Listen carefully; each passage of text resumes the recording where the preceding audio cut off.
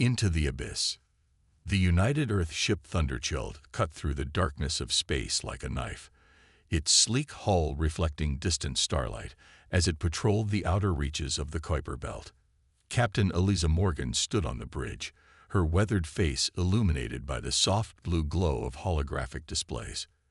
20 years in the United Earth Space Force had taught her to trust her instincts, and right now, those instincts were screaming. "Commander Chen, anything on the long-range scanners?"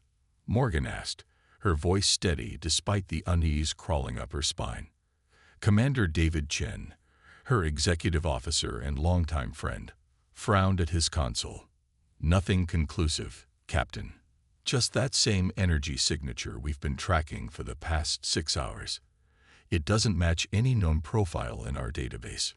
Morgan nodded, her eyes fixed on the main view screen where a faint purple distortion wavered at the edge of sensor range.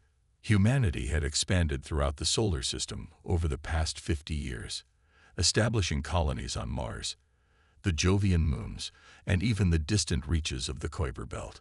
But they had yet to encounter any sign of intelligent extraterrestrial life. The universe had seemed vast and empty, until now. "Lieutenant Rosario, open a channel on all frequencies," Morgan ordered. "Standard first contact protocol." "Aye, Captain," the communications officer responded, her fingers dancing across her console. "Broadcasting universal greeting package."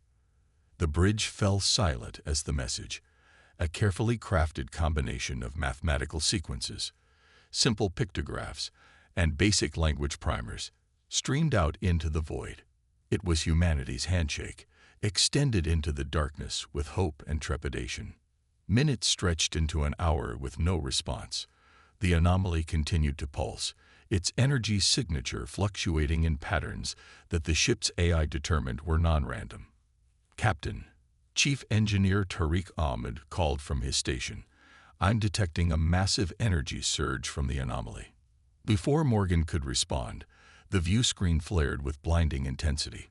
When the glare subsided, 3 enormous vessels hung in space where the anomaly had been. Sleek, obsidian structures that seemed to absorb rather than reflect light, their surfaces rippling like oil on water. "Tactical analysis," Morgan ordered, her throat suddenly dry. Lieutenant Commander Jackson, the tactical officer, shook his head in disbelief. "They're massive, Captain. Each vessel approximately 3 kilometers in length. No visible propulsion systems, weapons arrays, or communication nodes. Our scans are having trouble penetrating their hulls. It's like they're partially out of phase with normal space." "Are they responding to our broadcast?" "Negative, Captain," Rosario replied. "No response on any. Wait, I'm detecting a massive data burst directed at Earth." Morgan's blood ran cold. "What kind of data?" "It's encrypted, but the volume is enormous. It bypassed all our communication protocols and—" A blinding flash erupted from the lead alien vessel. The Thunderchild rocked violently, throwing crew members from their stations as emergency alarms screamed throughout the ship. "Direct hit," Jackson shouted. "Port shields down to 43%. They fired without warning." "Return fire," Morgan commanded. "All batteries, target the lead vessel."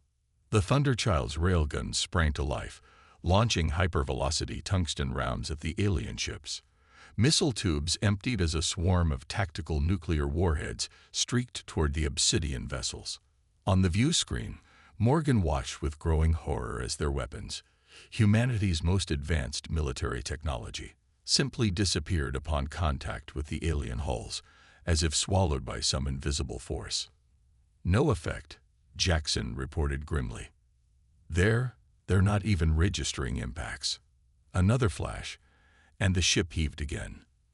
Emergency lighting bathed the bridge in crimson as primary systems failed across the board. Engineering reports critical damage to the main reactor. Chen shouted over the blaring alarms. "We're losing power." Morgan gripped her command chair, mind racing. "Get me Earth Command. Now." Rosario's face went pale. "Captain, I can't reach Earth. All communication with the home system has been cut off. Satellite relays. Gone.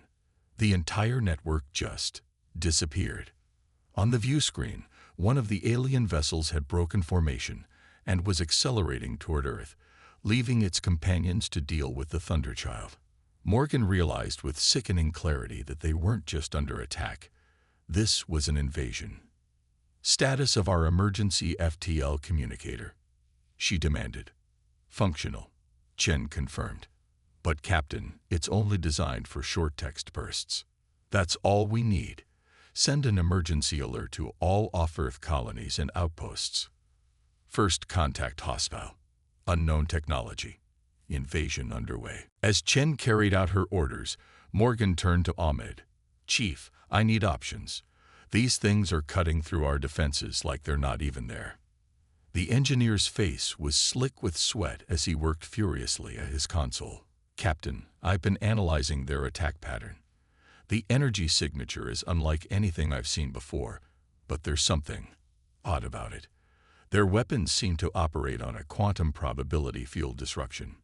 In English, Chief, they're not destroying our ship in the conventional sense. They're increasing the probability of system failures to near 100%. It's like they're rewriting the laws of physics around our technology. Another blast rocked the ship, and a conduit exploded at the rear of the bridge, showering sparks across the deck. Life support failing. The ship's AI announced calmly. Hull breach on decks 5 through 8. Casualty reports incoming from all sections. Morgan knew the Thunderchild was dying, but she'd be damned if they went quietly. Chief, can we reverse engineer their weapon? Use their own tactics against them? Ahmed's eyes widened. Maybe. Their attacks leave a quantum signature, a footprint. If we could analyze it quickly enough, we might be able to modulate our remaining weapons to operate on a similar principle. Do it, Morgan ordered. Lieutenant Jackson, buy us time. Use every conventional weapon we have left. Not to destroy them, just to distract them. As the tactical officer complied, Morgan turned to her science officer, Dr. Eliana Voss. Doctor, what do we know about these things? Anything that might give us an edge. Voss, a brilliant cynobiologist who had never expected to practice her specialty in combat, studied her readings with intense focus. Their ships appear partially phase-shifted, existing simultaneously in our dimension. And somewhere else. That's why our weapons aren't effective. They're passing through into another dimensional plane. Can we exploit that? Voss exchanged a glance with Ahmed. Theoretically, if we could force them fully into our dimension. The phase inverter, Ahmed interrupted, his eyes lighting up. The experimental drive system we were testing. It was designed to shift the Thunderchild partially out of phase for FTL travel, but we could reverse the polarity and pull them completely into our reality. Voss finished. Morgan didn't hesitate. How long? 20 minutes, Ahmed replied. Maybe less if I bypass safety protocols. You have 10, Morgan said. Commander Chen, evacuate all non-essential personnel to the escape pods. Set course for the space between those two alien vessels. Chen stared at her. Captain, that's suicide. We'd be placing ourselves directly in their kill zone. Exactly, Morgan said grimly. They want to study us while they destroy us. Let's give them a closer look. The next 9 minutes were a blur of desperate action. The Thunderchild, bleeding atmosphere and power, limped toward the alien vessels. Escape pods jettisoned from its hull, carrying away as many crew as could be spared. On the bridge, the remaining officers worked frantically to prepare for their captain's desperate gambit. Phase inverter ready, Ahmed reported, his voice strained. But Captain, the power requirements are enormous. We'll have to divert everything, including life support and gravitational systems. Do it, Morgan ordered. How close do we need to be? Within 5 kilometers of both vessels.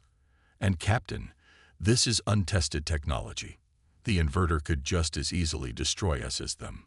Morgan nodded, her expression resolute. Better to die on our terms than theirs. All hands, Brace for impact. The Thunderchild surged forward on its remaining engines, absorbing devastating hits from the alien vessels. Systems failed across the ship as it closed the distance, but Morgan held her course. In position, Chen announced, his knuckles white as he gripped his console. All power to the phase inverter, Morgan commanded. On my mark. Now. Alnid slammed his hand down on the activation sequence. For a heartbeat, nothing happened.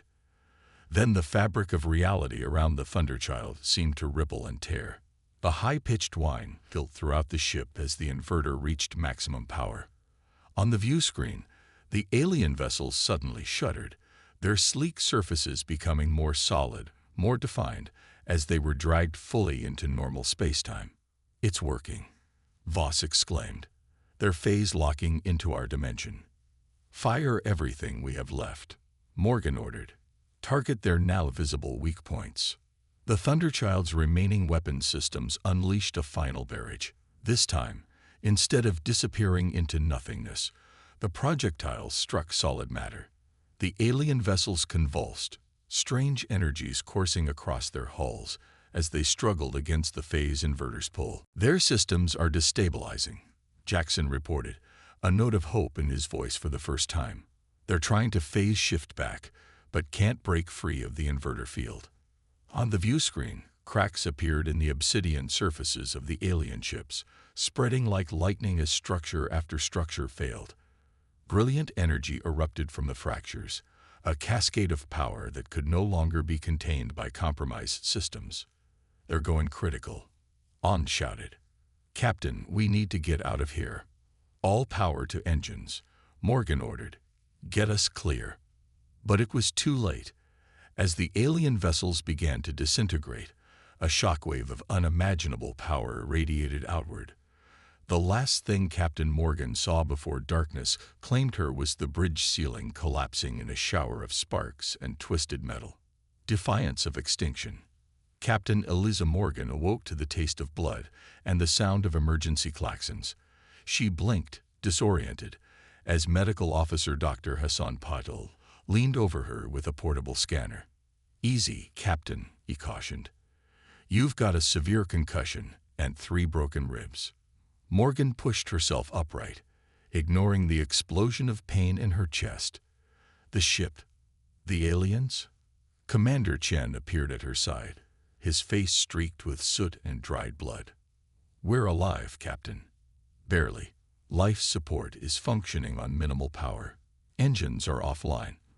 But we destroyed them. Both alien vessels were completely obliterated when they couldn't maintain their phase variance. And the third vessel? The one heading for Earth. Chen's expression darkened. Still on course. We've been monitoring Earth broadcasts. It's bad, Captain. The alien ship arrived 6 hours ago and has deployed smaller craft to multiple locations on the planet. Earth's defense grid failed almost instantly. Morgan closed her eyes briefly, absorbing the devastating news. Communications. Limited. The emergency FTL communicator is still functional. We've been receiving fragmented transmissions from Earth and the colonies. The Mars Defense Force is mobilizing, but they're hours away from engagement range. Get me up, Morgan ordered, pushing aside Dr. Patel's protests. I need to see the situation for myself. Supported by Chen, Morgan made her way to what remained of the bridge. Half the ceiling had collapsed, and several stations were little more than twisted heaps of metal. Lieutenant Rosario worked furiously at a jury-rigged communications array, while Dr. Voss and Chief Ahmed huddled over a makeshift engineering terminal. Captain on deck, Chen announced. The surviving bridge crew snapped to attention despite their injuries and exhaustion. Status report, Morgan demanded, lowering herself carefully into her damaged command chair. We've analyzed the debris from the destroyed vessels, Voss reported. Their technology is unlike anything humanity has encountered, based on principles that defy our current understanding of physics. But we've confirmed our theory. They exist partially out of phase with our reality, which gives them their advantage. And the phase inverter. Can we weaponize it? Aun shook his head grimly. The inverter core was destroyed in the explosion. We couldn't build another without specialized equipment. Morgan absorbed this setback, her mind racing. What about Earth? Do they have any defensive capabilities left? Scattered resistance, Rosario replied. Military bases in hardened underground facilities are still fighting back, but major cities are under direct attack.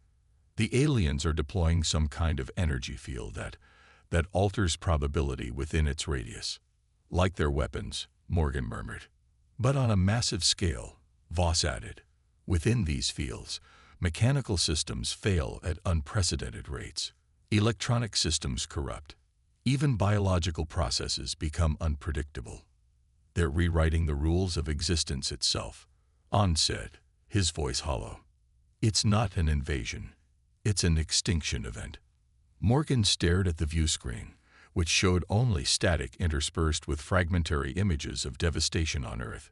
Humanity's cradle was burning, and the Thunderchild, their only ship to successfully strike back against the invaders, was crippled beyond repair. There has to be something, Morgan insisted. Some vulnerability we can exploit.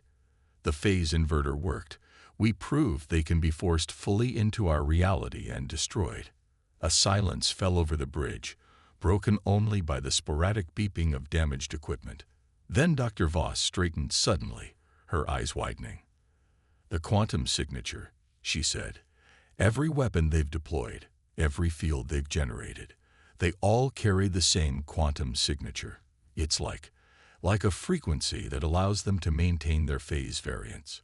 A carrier wave, Ahmed realized, excitement building in his voice. If we could disrupt that frequency across a wide enough area, we could force all of their technology to phase lock into our reality simultaneously, Voss finished. Morgan leaned forward, ignoring the pain in her ribs. How? The phase inverter is destroyed.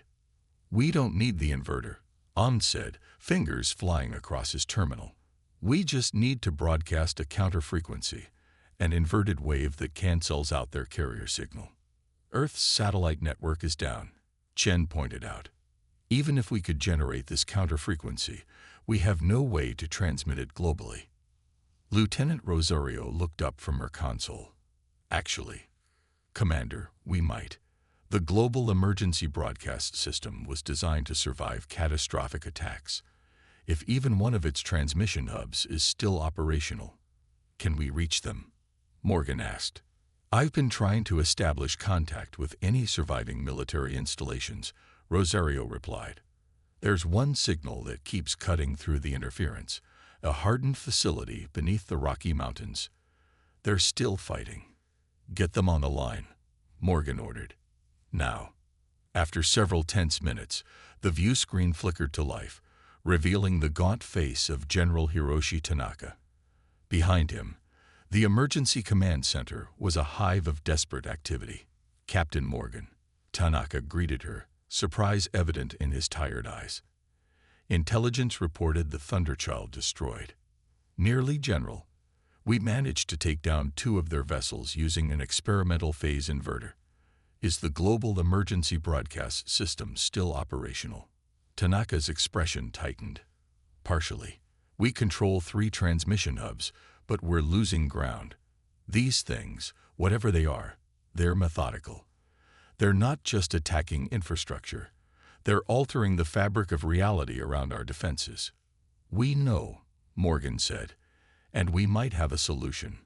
My science and engineering officers have identified the quantum frequency that allows their technology to remain partially out of phase with our dimension. If we can broadcast a counter-frequency through the emergency system, we could neutralize their advantage, Tanaka finished, understanding dawning in his eyes. How quickly can you transmit the specifications? Immediately, Ahmed replied. But General, the counter-frequency will affect all phase technology within its radius. Once it's activated, the alien ships will be forced fully into our reality, making them vulnerable to conventional weapons. Tanaka nodded. We still have nuclear missiles in hardened silos, and several submarine fleets remain undetected in the deep ocean trenches. If we coordinate the counter-frequency with a simultaneous global strike, It could work, Morgan agreed. But the window will be narrow. Once they realize what's happening, they'll try to adapt. Then we don't give them time. Tanaka said grimly. Transmit the specifications. We'll begin preparations immediately. The next 4 hours were a blur of frantic coordination. From the crippled Thunderchild, Omd and Voss refined the counter-frequency calculations, working through complex quantum equations that pushed the boundaries of human scientific understanding.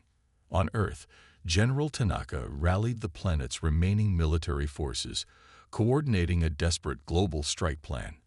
Counter-frequency transmission ready, Omd reported finally. Earth has confirmed all 3 broadcast hubs are prepared to synchronize. Morgan surveyed her battered bridge crew, the survivors who had faced humanity's first contact with an alien intelligence and somehow lived to fight another day. This is it, she said quietly. Everything depends on perfect timing. If this works, we buy Earth a fighting chance. If it fails, no one needed her to finish the thought. If their plan failed, humanity joined the ranks of extinct species, another footnote in the cosmic ledger. General Tanaka is on the line, Rosario announced. All Earth forces are in position. Morgan took a deep breath, steeling herself. Initiate counter-frequency transmission. On the view screen, Tanaka gave a short nod. Broadcasting in 3, 2, 1, now. For a moment, nothing seemed to happen. Then Voss's instruments began registering massive energy fluctuations from the alien vessel orbiting Earth. It's working, she exclaimed. Their phase variance is destabilizing. On auxiliary screens patched into Earth's remaining observation satellites, they watched as the massive alien mothership suddenly shimmered, its surface becoming solid and defined as it was dragged fully into normal spacetime. Smaller craft deployed around the planet likewise convulsed, their imposing presence suddenly rendered vulnerable by the loss of their dimensional advantage. Earth forces reporting successful phase lock, Rosario relayed. All nuclear assets launching. The bridge crew watched in tense silence as humanity unleashed its final desperate counterattack.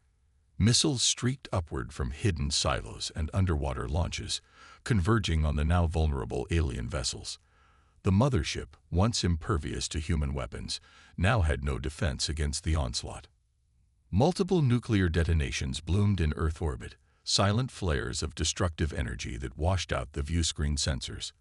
When the interference cleared, the alien mothership was breaking apart, massive sections shearing away as secondary explosions rippled through its structure.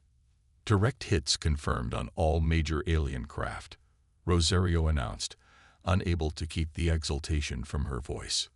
Earth ground forces reporting the probability fields are dissipating. A ragged cheer went up from the bridge crew. Morgan allowed herself a small smile, though she knew the victory had come at a terrible cost. Billions dead, Earth's infrastructure in ruins, and the looming question of whether more alien vessels would follow. Captain, Voss said quietly, studying her readings with a furrowed brow. There's something else. The counter-frequency didn't just affect their technology. Explain, Morgan demanded. The aliens themselves, they appear to have been partially phase-shifted beings.